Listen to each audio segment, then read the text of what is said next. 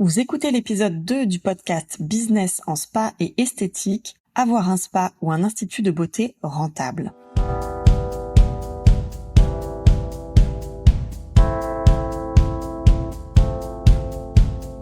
Bonjour et bienvenue. Je suis Tiffaine Modeste et je suis ravie de vous retrouver sur le podcast Business en spa et esthétique, le premier podcast du secteur du spa et de l'esthétique en France. À chaque épisode, je vous propose de découvrir les meilleures astuces que j'ai mises en place au cours de ma carrière et qui m'ont permis d'atteindre le 1 million d'euros de chiffre d'affaires dans mon spa, les outils que je partage avec nos clientes et leurs histoires de réussite, et les témoignages des grands acteurs de notre secteur.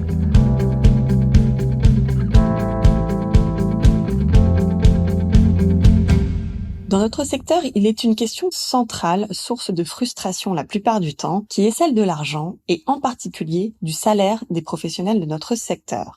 Pas plus tard qu'hier, une gérante de centre que je venais de rencontrer me partageait avec déception que cette année encore, son centre n'a pas réussi à dégager de marge et que par conséquent, son salaire ne serait pas à la hauteur de ses espérances. Elle m'expliquait qu'elle gérait son centre depuis 8 ans, qu'au début, comme beaucoup, elle ne se versait pas de salaire, puis au fur et à mesure, elle a pu se rémunérer. Mais au bout de 8 ans, force est de constater que son expertise, son rôle, ses responsabilités et les ressources qu'elle déploie au quotidien ne sont pas rémunérées à sa juste valeur. Lors d'une de mes dernières conférences, un participant m'a posé la question: c'est quoi le salaire médian d'une gérante esthéticienne ? J'ai pris le temps de la réflexion car il y a tellement de disparités dans notre secteur en termes de rémunération que cela m'était difficile d'avoir la réponse directement. Mais je dirais qu'il y a une part considérable de gérantes esthéticiennes qui ne se rémunèrent pas, ou très peu, c'est-à-dire en dessous de 1 000 euros par mois, qu'il y a à côté de cela des gérantes chefs d'entreprise qui arrivent à se rémunérer à plus de 3 000 euros par mois, voire bien plus, et qu'au milieu, il y a beaucoup qui oscillent entre 1 500 et 2 000 euros net. La deuxième croyance par rapport à la rémunération dans notre secteur concerne les équipes salariées. Qui n'a pas entendu ou dit être esthéticienne ou spa praticienne, ce n'est pas bien payé. Ici encore, si on se réfère à la convention collective esthétique, le salaire d'une esthéticienne débutante, c'est-à-dire le coefficient 135, qui travaille 35 heures, commence à 1 300 euros net par mois. Tandis qu'au bout de 5 ans d'expérience, sa tranche de rémunération peut passer à 1 430 euros net par mois. Pour une spa praticienne avec un CQP spa, son salaire conventionnel est de 1 350 euros net par mois. Donc, je vous laisse en faire les interprétations que vous souhaitez. De mon point de vue, étant donné que notre clientèle est de plus en plus exigeante, que le métier d'esthéticienne nécessite désormais la maîtrise de nombreuses compétences qui n'étaient pas forcément nécessaires auparavant, je trouve qu'effectivement, les esthéticiennes méritent d'avoir un meilleur salaire. Et ce n'est pas l'envie de leur manager qui leur manque. Je ne saurais vous dire le nombre de gérantes managers ou le nombre de spa managers qui rêveraient de pouvoir augmenter la rémunération de leurs équipes, mais qui ne peuvent pas. Elles ne le peuvent tout simplement pas, car elles n'ont pas les moyens financiers de le faire. Et pourquoi cela ? Parce que le business model d'un spa ou d'un centre beauté rentable n'est pas suffisamment compris ou exploité. Alors, certes, on peut se fier au comptable pour nous aider à comprendre la gestion financière de nos centres. On a peut-être déjà compris qu'il ne faut pas descendre en dessous de tel tarif pour qu'une prestation soit rentable, ou bien qu'il faut maîtriser tel ou tel coût. Mais on reste en général dans les grandes lignes, sans jamais creuser ni aller au bout de l'analyse et au bout des choses pour générer ce business rentable. Je rajouterai un deuxième niveau, rentable et pleinement performant. C'est pourquoi j'aimerais revenir avec vous sur les 3 clés fondamentales de la rentabilité d'un spa ou d'un centre beauté bien-être qui fondent la base d'un business model à succès. Ces 3 clés sont les leviers par lesquels je vous propose de commencer si vous aimeriez augmenter votre salaire ou celui de votre équipe ou bien augmenter votre marge nette, mais que vous ne savez peut-être pas comment faire. Alors la première de ces clés concerne votre proposition de service. Autrement dit, votre offre au travers de votre carte de soins. La majorité des centres ne savent pas que certaines de leurs prestations ne sont pas rentables. Encore une fois, parce qu'on confond trésorerie et rentabilité. Et il est impossible de s'en rendre compte si on ne travaille pas sur ses coûts par soin. Alors attention, j'entends par coût par soin, non pas la liste qui vous est fournie par votre marque partenaire, car c'est une liste incomplète. Aucune marque ne peut vous donner vos coûts de fonctionnement, et c'est donc à vous de les calculer pour obtenir réellement votre coût par soin. Il s'agit donc de lister pour chacune de vos prestations tout ce que vous dépensez pour permettre la réalisation de celles-ci. Les produits, les consommables, mais aussi les charges de personnel, les charges fixes que vous payez, le loyer, le logiciel, l'assurance, les coûts d'énergie, les coûts marketing, etc. Donc grâce à ce travail, vous serez à même de calculer à combien est vendue votre prestation, combien cela vous coûte et ce qu'il vous reste. Une fois que vous avez absolument tout payé, bien sûr. La règle à retenir, c'est qu'il vous faut dégager une marge minimale de 30% sur chacune de vos prestations. Bien sûr, certaines catégories de prestations ont une meilleure marge, mais le minimum syndical, c'est 30%. Si vous êtes en dessous, attention, danger sur la pérennité de votre entreprise. La deuxième clé pour améliorer votre rentabilité, c'est l'analyse et le suivi des performances. Alors en règle générale, les gérantes et managers suivent le chiffre d'affaires, un petit peu le panier moyen, parfois le taux d'occupation, mais ça s'arrête souvent là. Ou bien on les suit de temps en temps, mais sûrement pas régulièrement, comme un gérant, chef d'entreprise en a besoin.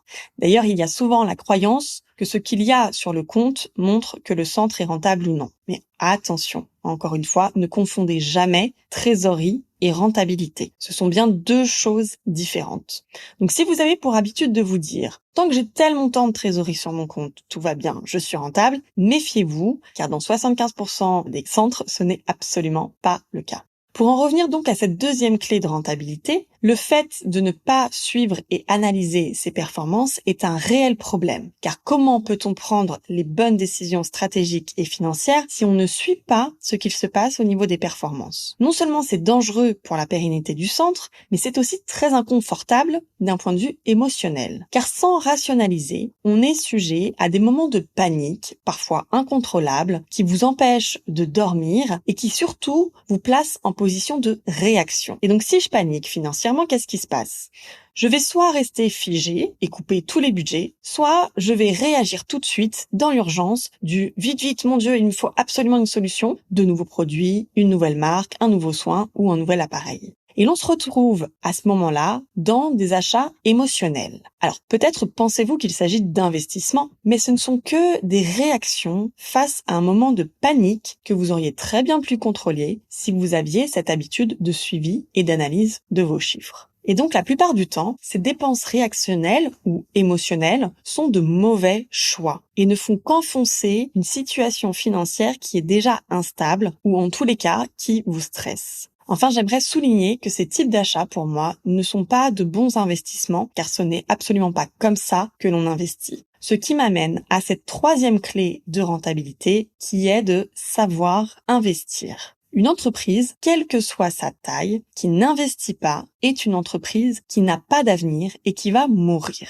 Donc, investir est un geste essentiel à la pérennité. Maintenant, il faut apprendre à investir. J'ai souvent des gérantes qui me disent qu'elles investissent par coup de cœur ou en suivant leur intuition. Alors certes, l'intuition est très importante quand il s'agit de faire un pari sur le futur. Mais pour réduire le risque financier, il faut absolument apprendre à investir. Et il y a 3 catégories d'investissements pour un spa ou un centre beauté. Les investissements technologiques, les investissements en communication et marketing et les investissements en formation. La première catégorie des investissements technologiques comprend tous les investissements en appareils, diagnostic de peau, appareils minceurs, anti-âge, équipements spa, etc. La deuxième catégorie des investissements concerne le marketing. Ce sont toutes les dépenses liées aux outils et moyens de communication comme vos supports papier, cartes de soins, bons cadeaux, mais aussi vos campagnes d'affichage ou de publicité locale, vos shootings photos et tous les outils et moyens digitaux.